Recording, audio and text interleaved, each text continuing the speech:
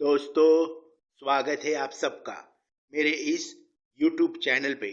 और मेरे इस YouTube चैनल का नाम है कहानी जिंदगी बदल देगी। कहानी जिंदगी बदल देगी। दोस्तों, आज मैं आपको जो कहानी सुना रहा हूँ, इस कहानी का नाम है भगवान देखने की नहीं, महसूस करने की चीज है। दोस्तों, ये कोई झूठी कहानी नहीं है।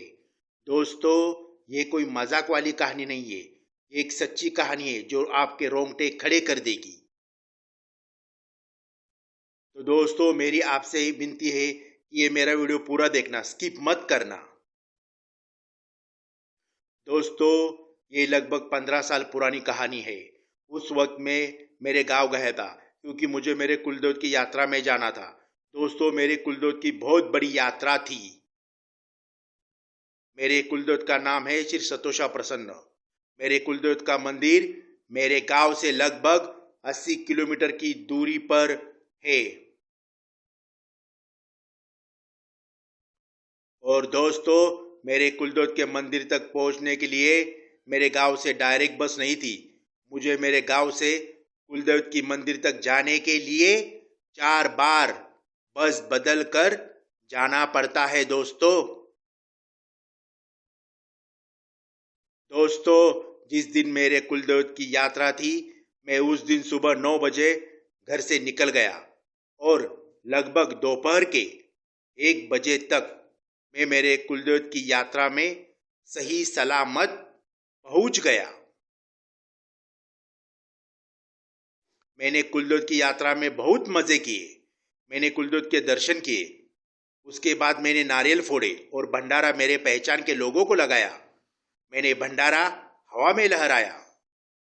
मेरे कुलदेवत की यात्रा में मुझे बहुत मजा आया। कुलदेवत की यात्रा में मुझे बहुत मजा आया। और लगभग शाम के 5 बजे मैं मेरे कुलदेवत की यात्रा से मेरे गांव में जाने के लिए निकला। कुलदेवत की यात्रा से निकलने के बाद मैं एक बस पकड़कर बस स्टैंड तक पहुंच गया। दोस्तों, उस बस स्टैंड का नाम था दहिवड़ी बस स्टैंड। उस वक्त शाम के लगभग 7 बज चुके थे और जोर से बारिश होने लगी थी।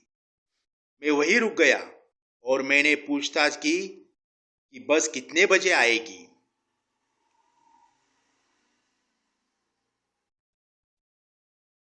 तब मुझे वहां के लोगों ने बताया कि बस जल्दी आएगी और मैं उस बस स्टैंड पर बैठकर बस का इंतजार करने लगा। दोस्तों, उस वक्त बारिश जोर से होने लगी थी। थोड़ी ही देर में मेरी बस वहां आ गई,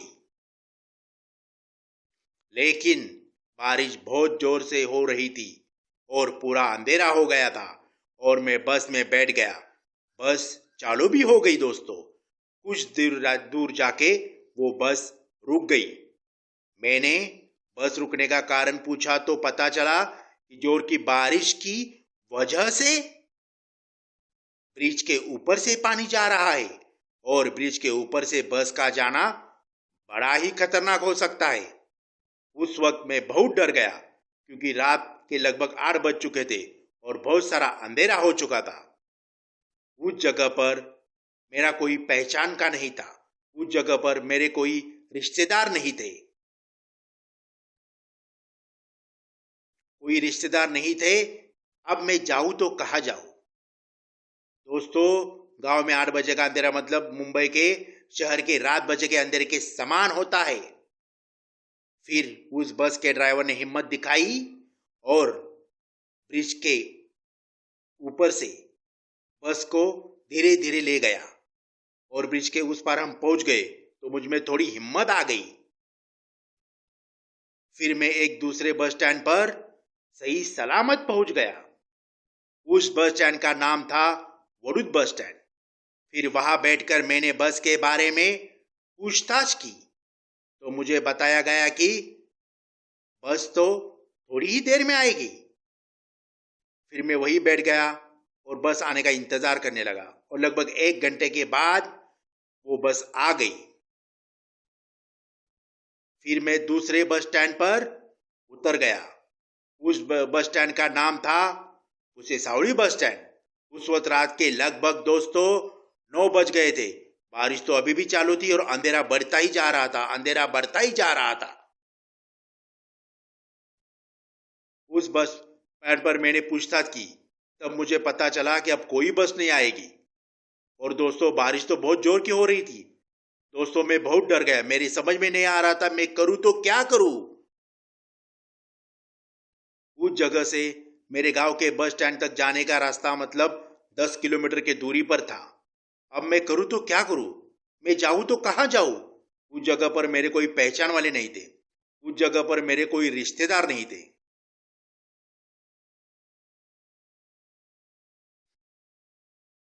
अब मैं करूं तो क्या करूं।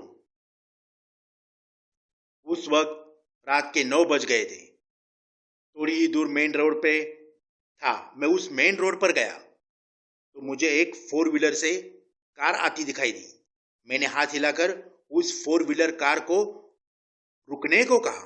फिर वो कार रुक गई तो मेरे थोड़ी जान में जान आ गई। दोस्तों मैंने उस 4 व्हीलर कार वाले से विनती की कि मुझे मेरे गांव के बस स्टैंड तक छोड़ दो। दोस्तों वो 4 व्हीलर कार का ड्राइवर मुझे मेरे गांव के बस स्टैंड तक छोड़ने के लिए तैयार हो गया, तैयार हो गया। दोस्तों मैं मेरे गांव के बस स्टैंड तक आराम से पहुंच गया। मेरा घर मेरे गांव के बस स्टैंड से 1 किलोमीटर की दूरी पर है। उस वक्त रात के लगभग 10 बज चुके थे दोस्तों। और ऐसी भयानक रात में और बारिश में अकेले गांव के बस स्टैंड से के रास्ते से मेरे घर तक जाना बहुत ही खतरनाक था, बहुत ही खतरनाक था, क्योंकि अंधेरा बहुत था और बारिश भी बहुत हो रही थी। आजू बाजू में कोई भी लोग नहीं थे। अंधेरा बढ़ता ही जा रहा था और बारिश भी हो रही थी। उस वक्त मैं करूं तो क्या करूं। मैं बहुत घबराया था दोस्तों। उस वक्त मैं बहुत डर गया। तो मुझे एक 2 व्हीलर से आदमी आता हुआ दिखाई दिया। मैंने उस आदमी को देखा तो वो मेरा दोस्त निकला। तो मेरे जान में जान आ गई क्योंकि वो मेरा दोस्त था।